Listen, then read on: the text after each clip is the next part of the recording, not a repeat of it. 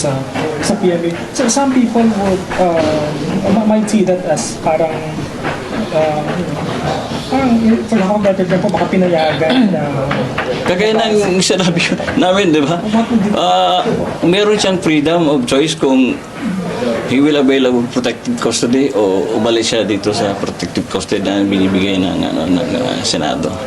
So parang ano kasi, nakipagbarilan kayo for Senator Kaya or ako for nga, the Senate? malungkot nga ako na umalis siya dito eh.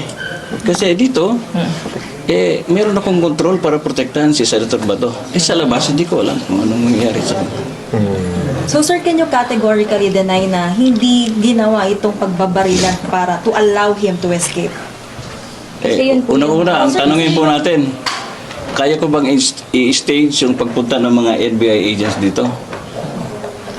So hindi ko yata kaya yun. Susunod kayo sa akin mga NBI, pinagbubugbog nga ang mga tao namin dito. Dumating nga sila dito, hindi nagpapaalam sa amin.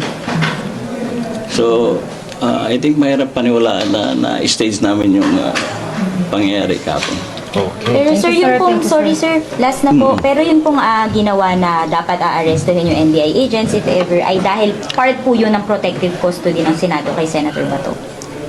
It's part of implementing the security measure of the Senate. Kasi po, bago po ako nagpunta doon, nanggaling po ako sa mga senador. At nakita ko po, kinausap po ko ng speaker, ni Senate President, na nag-aalala po ang mga senador sa kanilang seguridad kasi maraming tumawag sa kanila na umalis na raw sila sa Senado. At meron daw malaking mangyayari.